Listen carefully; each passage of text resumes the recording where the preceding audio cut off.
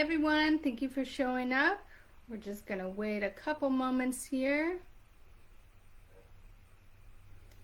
As you're coming in, feel free to comment, to show a little bit of love. Feel free to put questions up there, comments, whatever comes to mind in your heart as we're going through all of these different tips and advice.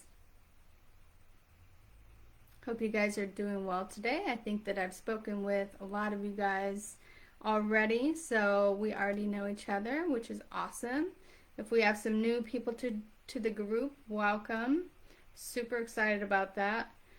My window here is a little bit small, so if I don't reply right away to your questions, most likely I didn't see it, so give it just a second. I'll try and check on those pretty regularly. And yeah, I'll go ahead and introduce myself. For those that don't know me, I am Melissa Benitez Ceja. I have a bachelor degree in family studies and child development with a psychology focus. I'm also a certified relationship coach and personal development coach as well. I am the admin for this group, which is called Simple Relationship Advice and Personal Development on Facebook. I also can be looked up on YouTube under Sparrow Relationship Coaching for more free videos and free advice. So feel free to check that out. I do offer one-on-one coaching through my programs as well as on demand, depending on what your needs are. I do couples coaching as well. I specialize in breakups, getting your ex back, moving on, general dating, and empowerment. Right now I do have a special running for my 2 30-day breakup programs that I offer. The first one is called Breakup to Makeup. It is for those that want to get their ex back. I do have a proven approach and method that has worked with people and couples in the past. We will cover the no contact period. I help you draft a message of connection for your ex. We walk through processing intense emotions, which we will start talking about today. We begin the process of rebuilding your confidence, which is super important.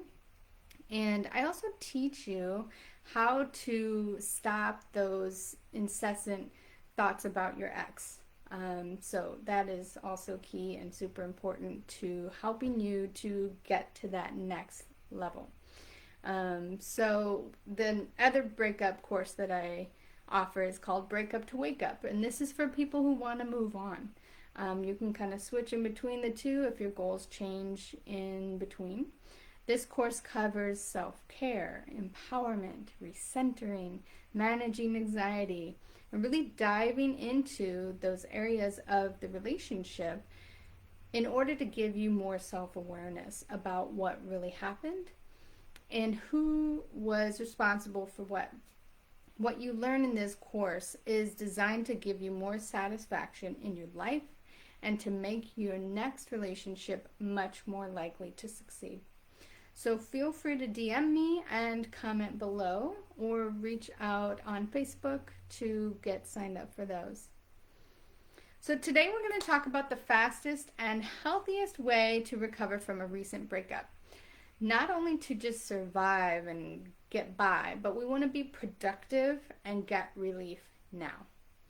So my coaching is all about simple, clear steps that will help you bring you to the next level and get you that peace of mind that you need and quiet the anxiety that is just beating around in your head and your heart and your body. So especially right after a breakup, separation, or divorce. The steps to recovery are simple, but there can be a lot of them. So you'll want to have something that you can use to write down on a notebook or paper, or break out the notes on your phone or computer, wherever you're watching. Okay? At the end of the course, there will be a bonus section where I'll talk about what it takes to begin letting go of your ex, if that is what you want to do. and how to deal with the mixed signals that they may be sending. So make sure that you stay to the end for that. So first off, let's jump right in. We want to cover a couple things not to do right after a breakup. Okay? First off, do not reach out to your ex. If someone just broke up with you, you may be tempted to reach out for closure or just to talk to them and be close to them. However, the more that you reach out, the less respect your ex will have for you, making you less attractive to them, and it solidifies their decision to break it off. This is also going to make you feel a lot worse. If the relationship was broken off due to tension between the two of you, annoyance, irritation, that kind of thing, it's much more likely that this is going to reignite when you reach out, which is part of the idea behind the no contact period. This is going to make it difficult for you to reconcile in the future, again, if that is something that you are wanting to do. Always think of the end result before you act. We don't want to just reach out because we feel anxious, because we miss them, and we think that we're going to get some kind of, some kind of feedback for our anxiety, that it's going to make us feel better to reach out to them. But if we don't have a plan and some support, then most likely it's going to backfire. So when you are triggered to reach out to your ex, I want you to have a list of things that you can do instead. I want you to call a friend, go on a walk, interact with your favorite Facebook group. Reaching out to your ex during this time of raw emotion makes it much more likely that you're going to do something or say something that'll make it a lot worse. Okay? So the second thing that we really don't want to do is follow your ex on social media. We don't want to follow their friends, family members, someone that you think that they might be involved with now. Definitely don't want to have any of this in our life, right? It's toxic. Right after a breakup, if your ex is not communicating with you, you can often think, well, I'll be closer to them if I stalk them on social media. I'll get that relief. There's a few problems here. So one, social media is fake. Also, it's likely that your ex may assume that you will be watching them and will post things just to get to you. So this can single-handedly derail all your best efforts to process and control your emotions. Also, you're allowing them to have some control over you in this way, and it's going to cause more damage to you and make it very hard for you to focus and detach during this time, which is what you really need. Now, you need to detach whether you are deciding to reconcile or move on. And if you're confused about that, please let me know and I can clarify that for you, okay? So, now we want to jump into what do you do, right? The first most important step, and this is what people skip most times, is tackling those intense emotions that you have swirling around in your body and your mind constantly. Post-breakup, it's very hard to focus or sleep. I'm sure you guys know this. You feel overwhelmed, anxious, like you need to do something, anything to make the feelings and constant thoughts about your ex go away. This is called stage 1. When we feel like we are suffocating, what we need is air. So we're going to go over what I call the air method. Now, this is best done with a coach or a counselor or someone that can lead you in it the first few times.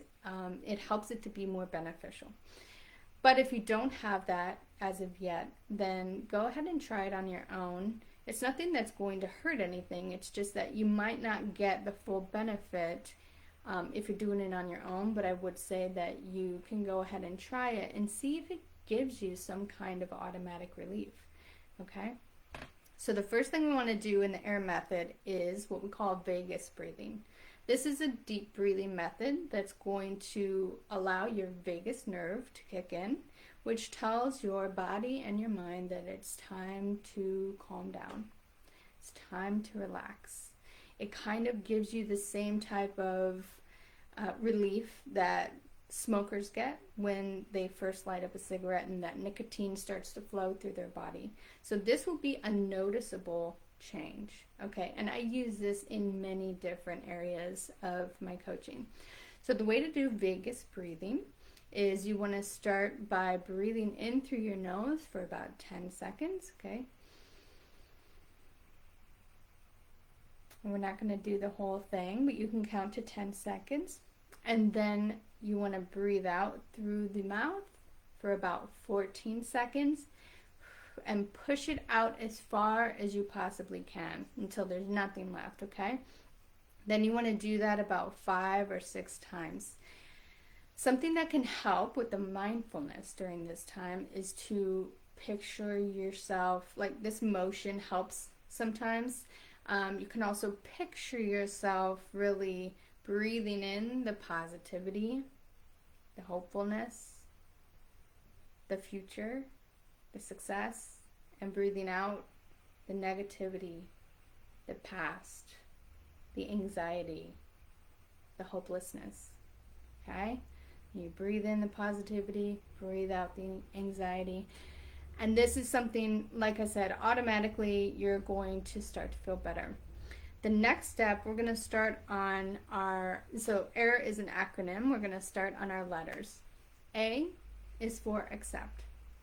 You want to tell yourself out loud, I accept all of the emotions that I am feeling.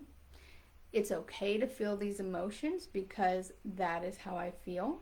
It's my truth, and no one, not even myself, can shame me or judge me for that.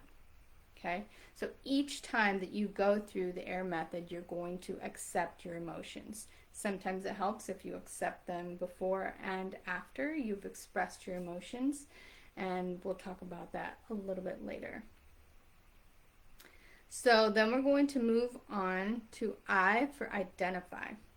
Which feelings exactly are you experiencing right now? It sometimes helps if you go online and look up an emotions wheel, okay? Because this has all the different ones, and it can be difficult to pinpoint exactly how we feel. This will make it easier to do the next step, which is releasing these emotions. So during these times of high stress, high anxiety, it's really easy to allow all these emotions to kind of pile up on top of each other. Then they get pent up and the energy starts to go down. The stress starts to go up. They tend to multiply. So I want you to really remember that emotions never go away until you give them a voice. It just doesn't happen. So when you release your emotions in this AIR method, you are telling them, I accept you. I'm giving you a name. I'm identifying you. And I'm giving you the time and the space to say exactly what you want to say. So this is where you really lean into your feelings, okay? You're not going to run away from them. You're going to accept them, identify them by name, let them course through your mind, through your body, through your heart, through your entire being. Give them full voice and freedom of expression. Don't hold back in any way. If you need to yell, if there are certain phrases or words or names that come to mind while you're releasing, then I want you to do that, okay? Make sure that you are not holding back, that you're not judging yourself, that you're not introducing any kind of shame or anything like that. Just let it out. The next thing I want you to remember is that for this particular step, it's really important to have a time limit. So wallowing is when we just allow these emotions to overcome us, overtake us, and then we just kind of hang out in them for an endless amount of time, right? This can lead to desperation. depression. This is where you can end up getting stuck. And then those cyclical thoughts plague you each day because you still have to go through your day. So now you're getting up and you're still wallowing and you're stuck in these cyclical thoughts, and it just plagues you, goes with you everywhere you go, right? This is what we are addressing. So at the beginning of this stage, you might give yourself about 15 to 20 minutes to go through accepting, identifying, and releasing with your breathing as well. As you move closer to stage 2 of the post-breakup phase, you want to really shorten this time and try and get it down to about 5 minutes. If you find that you can't shorten it at that point, it's okay. Don't panic. But it may mean that there's something additional that's going on, or it may mean that you need a different kind of guidance. So make sure that you reach out to a professional at that point. Okay?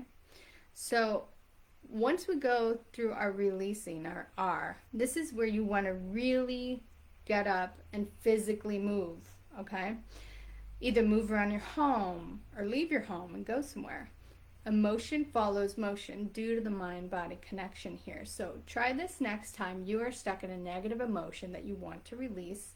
Try just shifting your body position, getting up and walking around, doing jumping jacks, stretches, or leaving your house and going somewhere that you can continue being in motion. You will be amazed at how your mood instantly changes.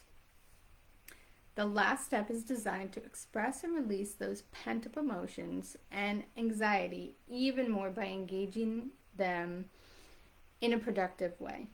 So you can journal about what you're feeling. You can meditate to get to your center, connect with nature, go on a walk, jog, a bike ride, something that is going to work for you. This is still a form of releasing our emotions, but in a way that shows care and love for yourself. It's important to do this self-care every single day during this stage. So what I would suggest for you is that you make a list of all the little things that you can do for optimal relaxation or to reward yourself, okay? Do at least 5 of these self-care steps throughout the day during stage 1. It might be small at first, but you will start to feel comforted and taken care of by someone who you know is not going anywhere. So, as you know, we don't just have our emotions one time, right? So you're probably going to be repeating this air method with the breathing over and over during this phase, and you may also repeat it kind of as you go through the entire breakup cycle. It's also something that will come in handy, and if you get used to it, will be kind of like second nature going throughout the rest of your life. So this is something that can really benefit you. It's a tool that's going to go with you that you don't have to have a coach walk you through each time once you really get to understand the process and the benefits of it, okay? You know, we get waves of emotion as we're going through things, and we need to make sure that we're stopping and taking care of those because, like I said, they don't go away until you give them a voice, each and every emotion. If you are doing the air method and finding yourself doing it often, this is super normal, okay? And it's actually really good because what it means is that you're not pushing your feelings down, which causes bitterness and baggage. And you usually end up dragging those things into your next relationship. And that's exactly what we don't want to do because then that relationship might also fail. There are additional steps to processing your emotions that you can get when we're in session together.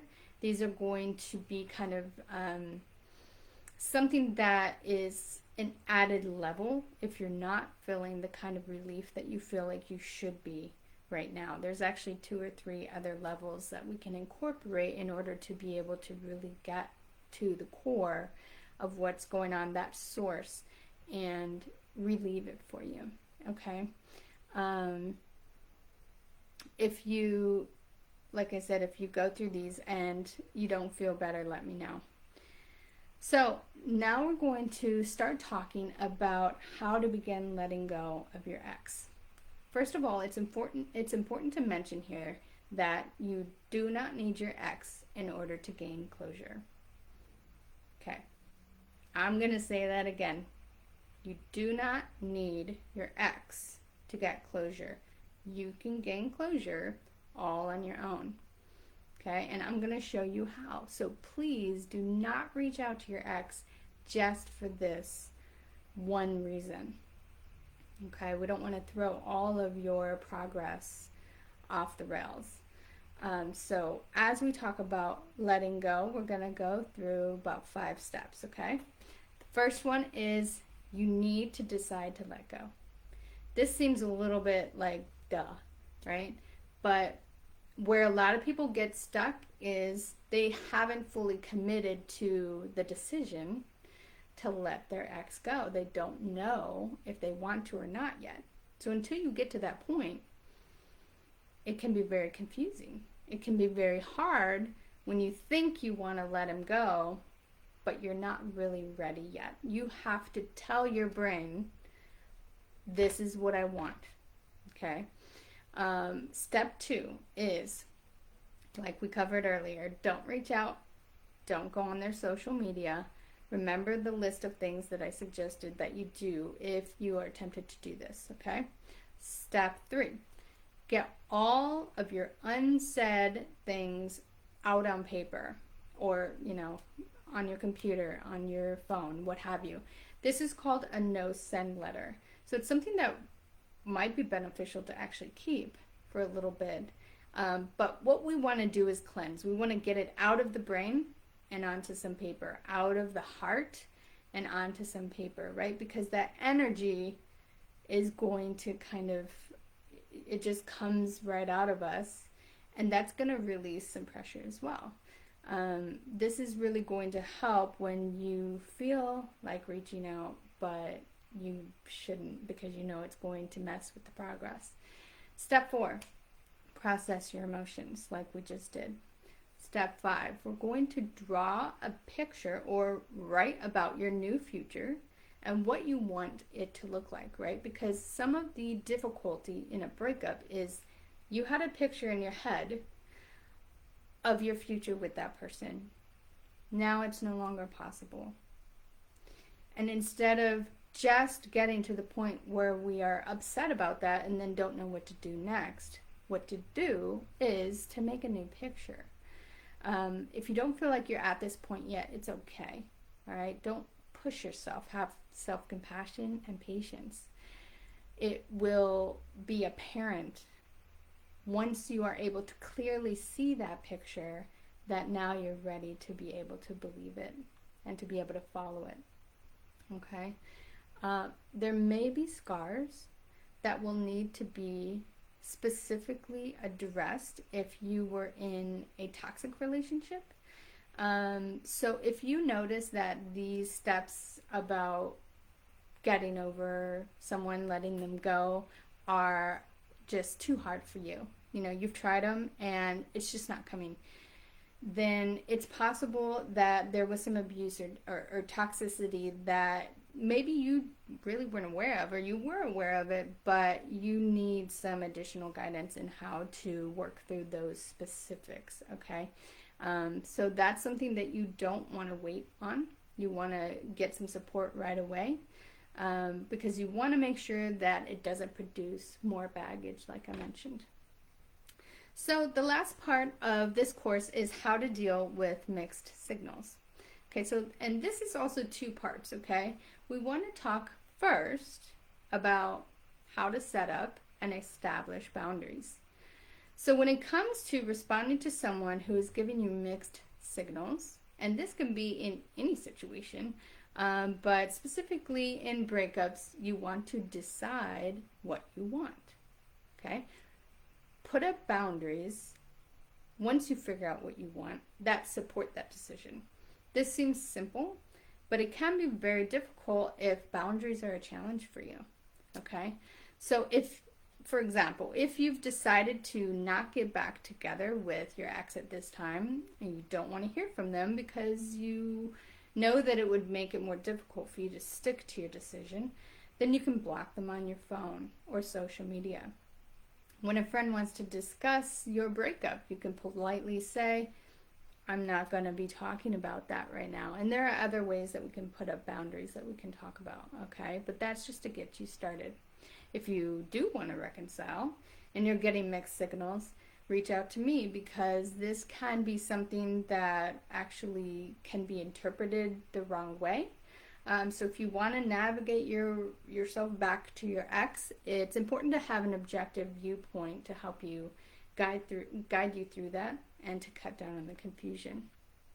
So the second half of knowing how to deal with these mixed signals is harnessing and establishing your power. Okay, and this is one of the realms that I specialize in.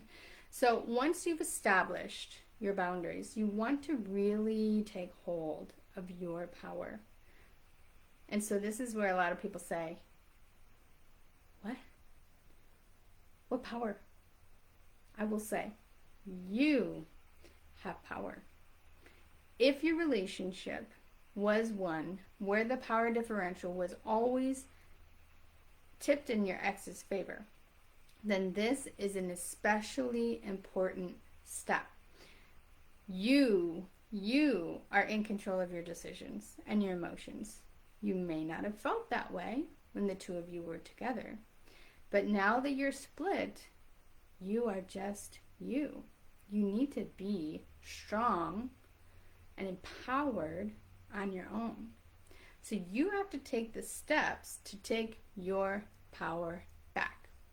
So we're going to go through 4 quick steps to do that, okay? Step 1, do not provide any explanations for your choices or your boundaries that you put in place. These are your choices, own them. Step 2, get your emotions under control by processing them, maybe in the way that we've gone over, maybe in a deeper way, whatever it takes to get them under control. Because whoever controls your emotions controls you. Step 3, start rebuilding your confidence. Again, I have an easy, simple way to begin building authentic confidence. This is not the kind where you say, hey, I'm having a great hair day. I feel really good today. It's not going to waver from day to day. And I'll show you how. Step 4. This is just where you live your life. Move forward with the decision that you've made. Don't turn back. If you decide to change your mind and go a different direction, you're allowed to do that, but do it without apology or explanation.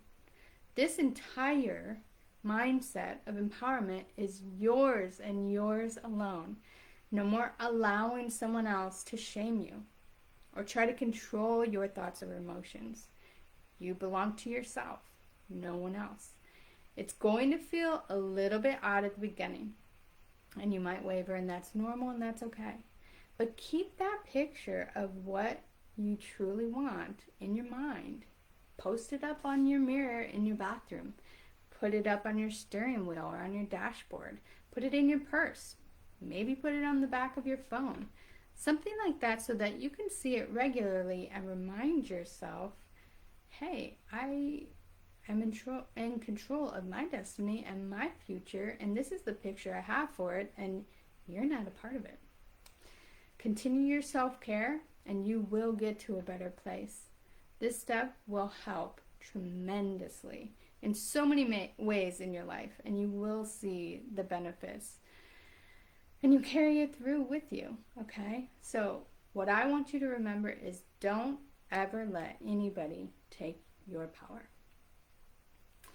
So all of this is stage 1, post-breakup. Stage 2 begins once the intense emotions start to calm down and your logical brain starts to kick in. This is where, if we're working together, the real benefits for you and your future relationships start to kick in stage 2.